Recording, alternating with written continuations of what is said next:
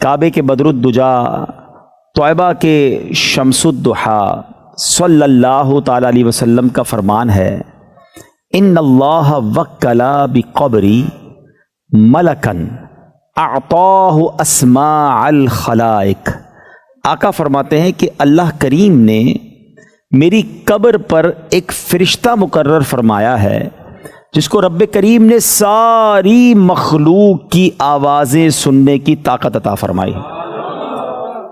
اچھا وہ فرشتہ کرتا کیا ہے؟ آقا فرماتے ہیں بس قیامت تک جو بھی مجھ پر کوئی درود پاک پڑھے گا، وہ فرشتہ اس کا نام اور اس کا والد کا نام میرے پاس پیش کرتا اور کہتا ہے حضور فلاں نے آپ پر درود بھیجا ہے، ھذا فلان ابن فلان قد صلی علیک، حضور فلاں بن فلاں نے آپ پر درود بھیجا ہے۔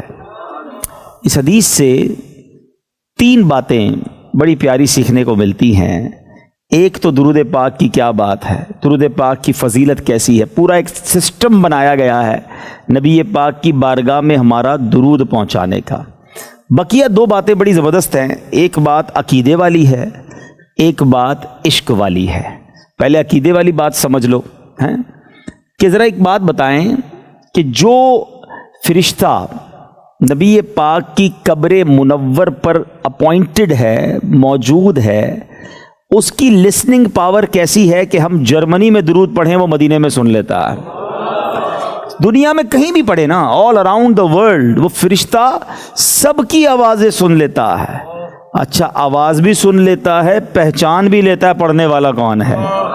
سماعت کا عالم بھی دیکھو، علم کا عالم بھی دیکھو۔ آج دنیا میں ٹیکنالوجی آ گئی ہے، کسی کی کال آتی ہے تو موبائل بتا دیتا ہے فون کرنے والا کون ہے، کالر آئی ڈی کہتے ہیں۔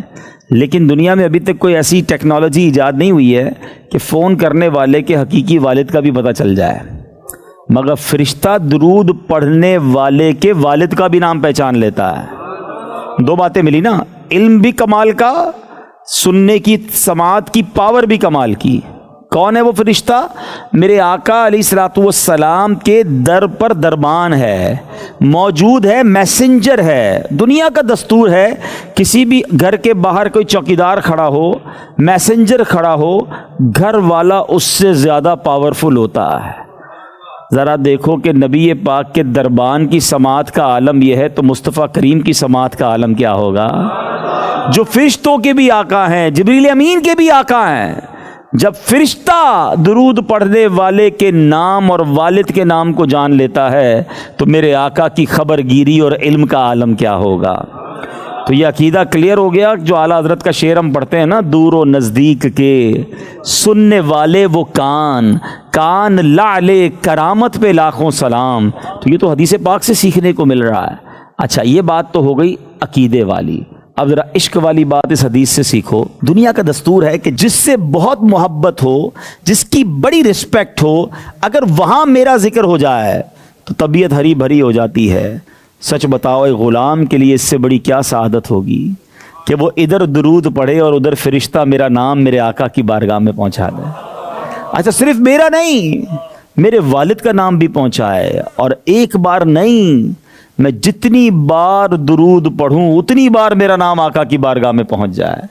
اس کا مطلب آقا کی بارگاہ میں صلی اللہ تعالی علیہ وسلم نام پہنچانے کا جو گیٹ پاس ہے نا، وہ درود پاک ہے۔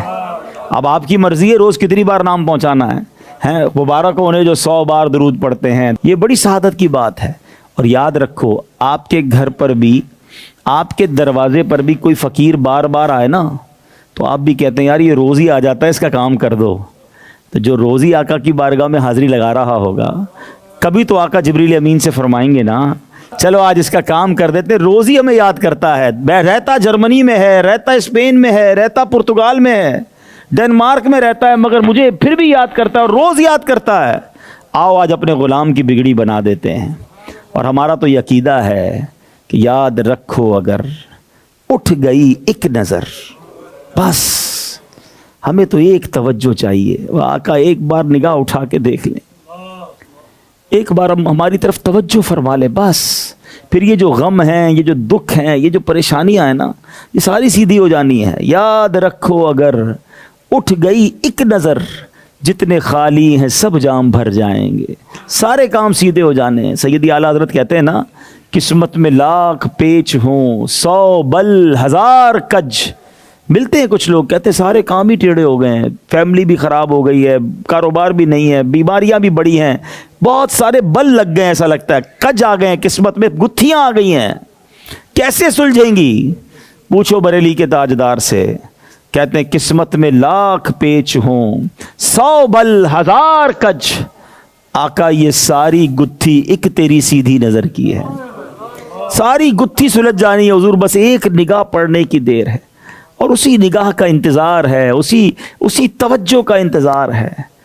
کیا خوبصورت شعر لکھا نا کہ آقا سینکڑوں کے دل منور کر دیے، اس طرف بھی آنکھ اٹھا کر دیکھ لو، ہیں یا رسول اللہ آ کر دیکھ لو، یا مدینے میں بلا کر دیکھ لو۔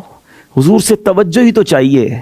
تو درود پاک ایکچولی یہ وظیفہ ہے نبی پاک کی توجہ حاصل کرنے کا، آقا کی بارگاہ میں حاضری لگوانے کا، نبی پاک کے در تک رسائی۔ سبحان اللہ، یہ درود پاک کی برکت سے ملتی ہے۔ اے یورپ میں رہنے والو، اپنی زندگی میں معمول بناؤ، اپنے شیڈیول میں درود پاک کو شامل کرو۔ آپ کتنے درود پڑھتے ہیں خود اپنے آپ سے پوچھیں۔ بعض اوقات تو موبائل فون پر گھنٹوں نکل جاتے ہیں، مگر درود پڑھنے کا، ذکر کرنے کا ہمیں ٹائم نہیں ملتا۔ آج میں بھی نیت کروں، آپ بھی نیت کریں کہ انشاءاللہ روزانہ کثرت کے ساتھ درود پاک پڑھیں گے انشاءاللہ۔ آئیے مل کر محبت کے ساتھ بآواز بلند درود پاک پڑھ لیں۔ صلو علی الحبیب صلی اللہ تعالی علی محمد صلی اللہ علیہ وسلم۔ آج سے چند 100 سال پرانی بات ہے، شہر ہے عراق کا، اور شہر کا نام ہے جیلان۔ ایک نوجوان ہے جو ریاضت بھی کرتا ہے، عبادت بھی کرتا ہے۔ اچانک اسے بھوک نے ستایا، اور اس نے دریا کے کنارے ایک سیب تیرتا ہوا دیکھا۔ اس نوجوان نے وہ سیب اٹھایا اور کھا لیا۔ کھانے کے بعد اسے خیال آیا کہ یہ میں نے سیب تو کھا لیا ہے، مگر یہ کس کا ہے؟ اس کا مالک کون ہے؟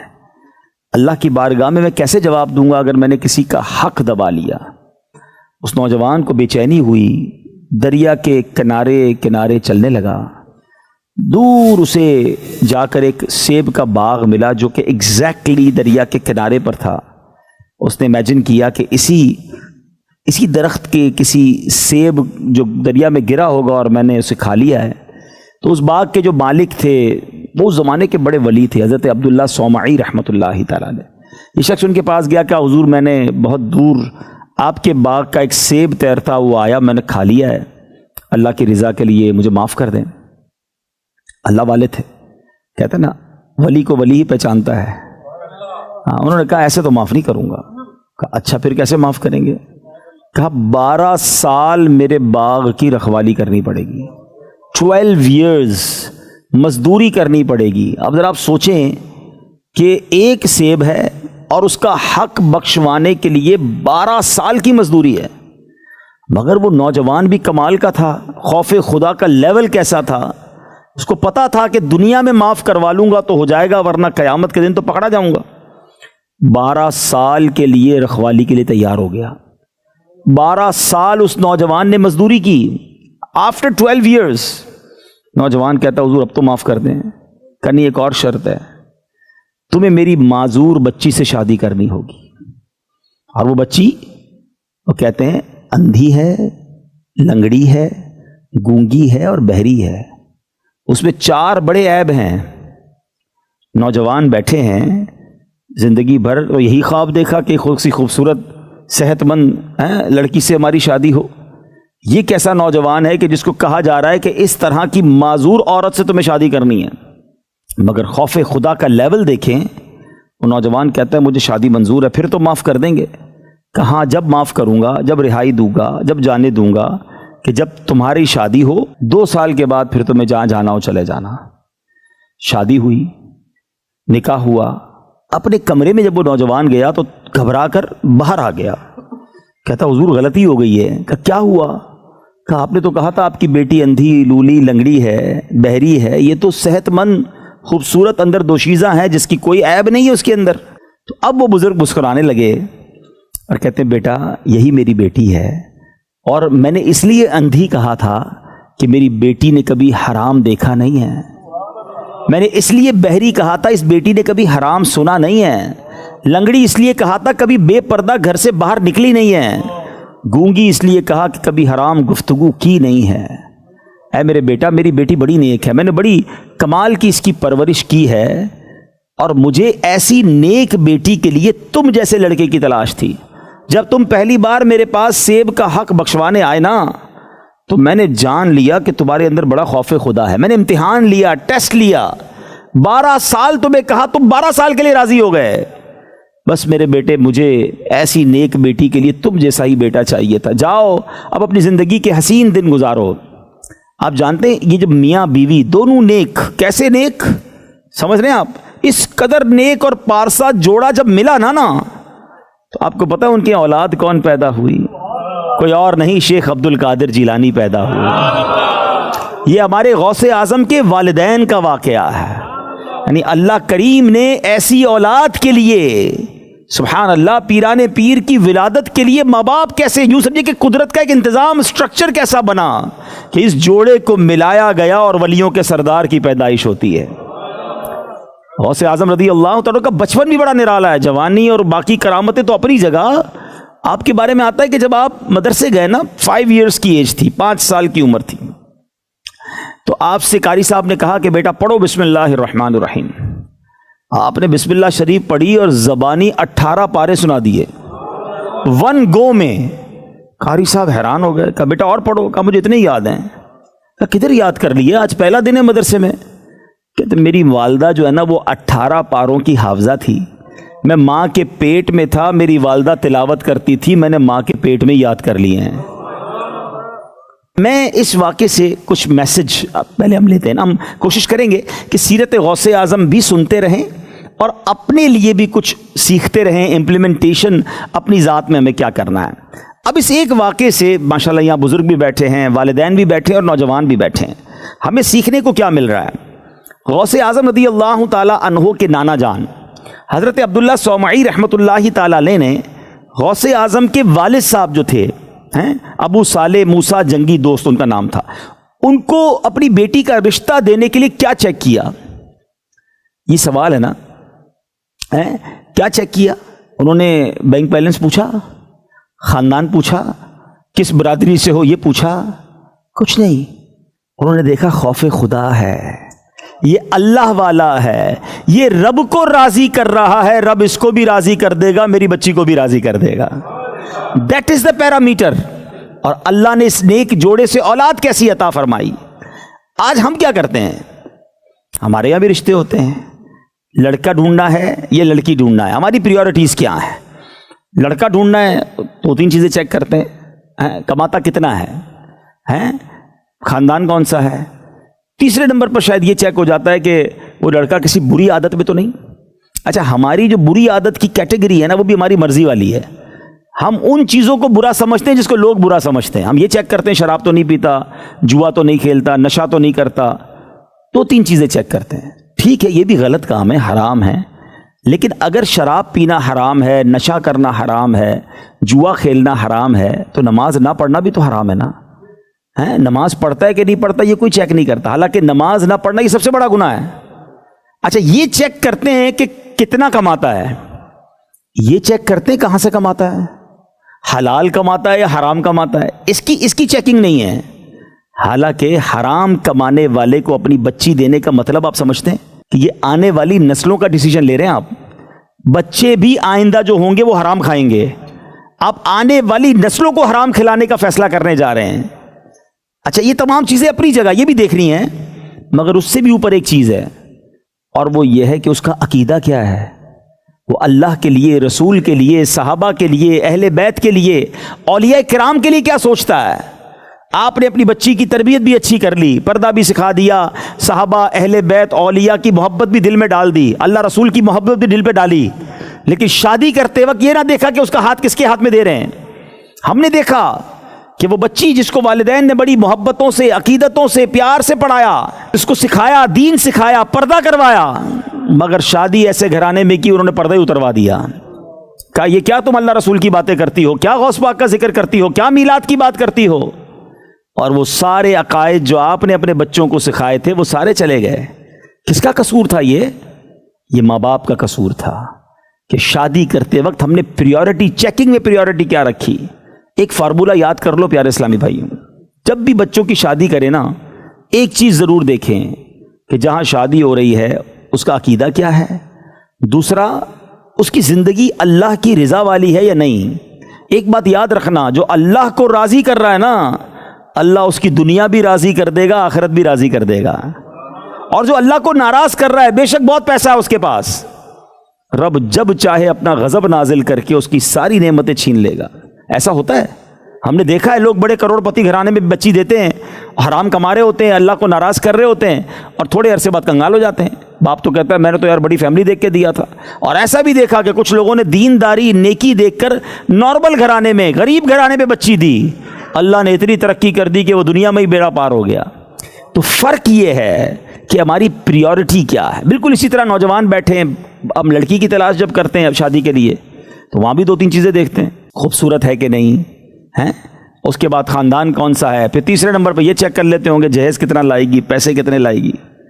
توبہ توبہ توبہ. یہ دیکھا نمازی ہے کہ نہیں، دیندار ہے کہ نہیں، عقیدہ کیا ہے، پردہ ہے کہ نہیں. کیونکہ ایک بات یاد رکھیں، میں بڑی عجیب بات کہنے جا رہا ہوں کہ جن کی شادی نہیں ہوئی نا، ان پر ابھی سے ان کی ہونے والی اولاد کا ایک حق ہے. اب آپ کہیں گے یار شادی ہوئی نہیں، اولاد کا حق کیسے آ گیا؟ ہاں، اور وہ حق یہ ہے کہ تم اپنے ہونے والے بچوں کے لیے اچھی ماں تلاش کرو. یہ حق ہے بچوں کا، کیونکہ ماں پہلی درسگاہ ہے.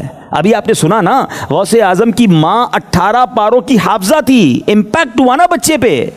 آج بچے پیٹ میں ہوتے، ماں فلمیں دیکھ رہی ہوتی ہے، اور حاملہ ہوتی ہے عورت اور بے پردہ گھوم رہی ہوتی ہے، تو ایکچولی اس کا امپیکٹ پڑتا ہے اولاد پر. پہلا پوائنٹ جو مجھے کور کرنا ہے، آج ہی مجھے ایک صاحب ملے اور انہوں نے کہا کہ آپ بیان میں ضرور اس کو ڈسکس کیجئے گا کہ ہمارے یہاں بڑا مسئلہ ہے بچیوں کی شادی کرنا یا اپنے بچوں کے لیے رشتے مینج کرنا. تو اس کے لیے ہم لوگوں نے تو بس ایک ہی چیز یا تو دیکھنی ہے، ہمارے خاندان میں ہے کہ نہیں، ہماری فیملی میں ہونا چاہیے. ہم اپنی فیملی سے باہر شادی نہیں کرتے. آپ فیملی میں کر رہے ہیں لیکن عقائد کو دیکھنا ہے، دینداری کو دیکھنا ہے، وہ پہلے ضروری ہے. ہم مسلمان سارے بھائی بھائی ہیں، فیملی میں ہونا ضروری نہیں ہے. نبی پاک کا امتی ہے، عاشق رسول ہے، اللہ کو راضی کر رہا ہے، انشاءاللہ یہ تمہاری بچی کو بھی راضی کرے گا، یہ تمہارے خاندان کو بھی راضی کرے گا، اور انشاءاللہ رب بھی اس کے لیے خیر فرما دے گا، کیونکہ اللہ کو راضی کر رہا ہے. لیکن ہم نارملی ان چیزوں کو نہیں دیکھتے اور بعد میں اس کی سزا بھی ملتی ہے، اس کا خمیازہ بھی بھگتتے ہیں. شادی کی بات چلیے تو ایک اور بات بھی کر لوں. شادی جو ہے نا ہمارے یہاں ایک بڑا، میرے یوں سمجھیے کہ میرے لیے بڑا یہ سلگتا ہوا سا موضوع ہے. اللہ کرے میں صحیح ایلوبریٹ کرنے میں کامیاب ہو جاؤں. ہماری جب بھی خوشی آتی ہے، بڑا عجیب شیطان نے ہمارے ساتھ گیم کیا ہے.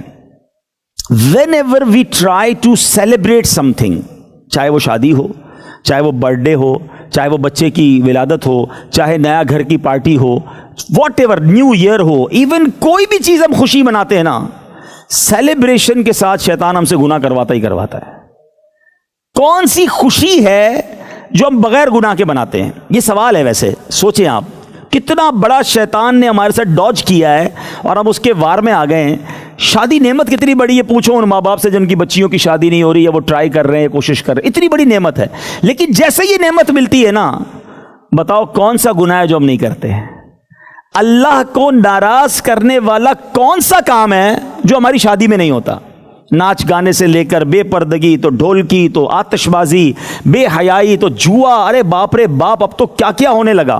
مجھے یاد آیا، لوگ ہمارے ساتھ کیا کرتے ہیں، اب انہوں نے شادیوں کے کئی کارڈ بنائے ہوئے ہیں، ولیمے کا الگ ہوگا، نکاح کا الگ ہوگا، ایک آدھا محفل نعت کا بھی ہوگا، اور اس کے بعد 3-4 الٹے سیدھے کام بھی ہوں گے ان کے، جس میں فنکشن ہوگا تو ڈھولکی ہوگا. تو اب وہ کیا کرتے ہیں، وہ والے کارڈ نکال لیتے ہیں، ہمیں بھیجتے ہیں وہی والے، اس میں نکاح ولیمہ یا نعت خوانی ہو. ایک بار ایک کارڈ آ گیا میرے پاس، وہ شاید نکالنا بھول گئے. اب میں نے پہلا نکالا تو نکاح، دوسرا نکالا تو ولیمہ، اتنے سارے کارڈ، کتاب بھیج دی پوری. تیسرا نکالا تو محفل نعت، میں نے کہا چلو ماشاءاللہ اچھی بات ہے. چوتھا نکالا تو ڈھولکی، 5واں نکالا تو بولا رنگ پارٹی. میں نے کہا یہ کیا ہے؟ تو پتا چلا کہ شادیوں میں لڑکے لڑکیاں مل کر ایک دوسرے پہ رنگ اڑاتے ہیں. یار مجھے ایک بات بتائیں, شادی میں اتنے گناہ کر کے پھر تم توقع رکھتے ہو کہ اللہ برکت دے دے, پھر یہ امید کرتے ہو کہ ہماری اولاد نیک بنے. پہلے تو اولاد ملے گی نہیں ملے گی پتہ نہیں, کتنے لوگ بے اولاد ہیں, شادی کے بعد اولاد ہی نہیں ہو رہی. اولاد دیتا کون ہے بتاؤ؟ اللہ کو ناراض کیا ہوا ہے شادی میں. پھر کہتے ہو میری بچی خوش نہیں ہے شادی کے بعد, پھر کہتے ہو مجھے خوشیاں نہیں مل رہی ہے, میری فیملی میں لڑائی جھگڑے بہت ہیں. تم نے جہاں سے رحمت آنی تھی, جدھر سے برکت آنی تھی, جدھر سے اللہ کی رحمتیں اترنی تھی, اللہ کو تو ناراض کر دیا اپنی شادی میں. عقل کیا کہتی ہے مجھے بتائیں. مجھے ایک دو تین سوال کرتا ہوں, ذرا جواب دیں مل کر. خوشیاں دینے والا کون ہے؟ رزق دینے والا کون ہے؟ اولاد دینے والا کون ہے؟ نعمت دینے والا کون ہے؟ اچھا جو دینے والا ہے وہ جب دیتا ہے ہم اس کو ناراض کرتے ہیں. یہ کتنی بڑی بے وقوفی ہے. پوائنٹ سمجھ رہی میرا آپ؟ اولاد دی اللہ نے, برتھ ڈے کریں گے تو کیا کریں گے؟ اللہ کو ناراض کریں گے. میوزک ہوگا, ڈھول تماشے ہوں گے, اللہ کی ناراضگی والے کام ہوں گے. اللہ نے گھر دیا, بڑی دعائیں کی یا اللہ گھر دے دے. جیسے ہی نیا گھر لیا, دوستوں کی پارٹی کی, کیا کریں گے اس میں؟ اللہ کو ناراض کریں گے. یعنی کتنا بڑا شیطان کا وار ہے کہ سیلیبریشن کا مطلب ہی گناہ ہے. یہ کس نے سکھا دیا ہم کو بھائی؟ قرآن کیا کہتا ہے؟ لَإِن شَكَرْتُمْ لَأَزِيدَنَّكُمْ, تم میرا شکر ادا کرو میں تمہیں اور عطا کروں گا. ہم اللہ کی نعمت ملنے پر اللہ کو ناراض کرتے ہیں. پھر کہتے ہیں یار نعمت چلی گئی, نظر لگ گئی, یار کاروبار تباہ ہو گیا, پتہ نہیں کس کی نظر کھا گئی, میں تو یار بڑا سیٹ جا رہا تھا, سب برباد ہو گیا. ارے خود اپنے پیروں پہ کلاڑی ماری ہے تم نے, اپنی ہر خوشی میں تم نے رب کو ناراض کیا ہے. کیا ایسا نہیں ہو سکتا کہ اللہ پاک مجھے جب خوشی دے میں اس کو اور راضی کروں؟ وہ عطائیں بڑھائے میں سجدے بڑھاؤں, میں صدقے بڑھاؤں, میں تلاوت بڑھاؤں. میں کس نے منع کیا کہ آپ کھانا نہیں کھا سکتے؟ کھائیں کھانا, بٹھائیں دوستوں کو بلائیں, گھر پہ پارٹی کریں, منع نہیں ہے, مگر اس پارٹی میں تلاوت کریں نا, نعت خوانی کریں اور لوگوں کو کھلائیں کھانا, اچھا کھانا کھلائیں. اسلام خوشی منانے کا منع نہیں کرتا. پرسنلی ہم وہ بدبختی ہم نے اپنے اندر ڈال دی کہ ہماری خوشی میں اللہ کو ناراض کرنے والا کام کرتے ہیں. آپ کھانا کھائیں, تحفہ دیں, تحفہ لیں, کوئی پرابلم نہیں, برتھ ڈے منائیں, مگر برتھ ڈے میں کب کہاں یہ ضروری تھا کہ اب اللہ کو ناراض کرنے والا کام کریں؟ یہ میرا پوائنٹ اگر یاد کر لو نا آج آپ, یہ خود ہی اپنے پیروں پر, اپنی خوشیوں پر ہم خود حملہ کرتے ہیں. اگر تم چاہتے ہو کہ تمہاری خوشیاں باقی رہیں تو اللہ کو راضی کرنا شروع کر دو. اچھا دنیا کا کیا دستور ہے؟ آپ کو کبھی کوئی تحفہ دے, آپ کیا کہتے ہیں؟ بہت مہربانی, جزاک اللہ. کوئی زیادہ بڑا تحفہ دے, ہم کہتے ہیں یار یہ بندہ ناراض نہیں ہونا چاہیے, اتنی بڑی فیور کی اس نے, لون دیا تھا, نوکری لگا دی, میرا ویزا لگوایا اس نے, ساری زندگی شکریہ ادا کرتے ہیں اس بندے کا جس نے پرمٹ ویزا لگا دیا ہو. تمہارے ساتھ دنیا میں ایک کام کسی نے اچھا کیا, تم اس کو ناراض نہیں ہونے دیتے. جو رب صبح و شام نعمتیں دے رہا ہے اس کی ناراضگی کی کوئی فکر نہیں ہے. اچھا وہ جب چاہے واپس بھی لے سکتا ہے, دینے والا تو وہی ہے نا. وَتُعِزُّ مَن تَشَاءُ وَتُذِلُّ مَن تَشَاءُ, نعمتیں واپس چلی جاتی ہیں.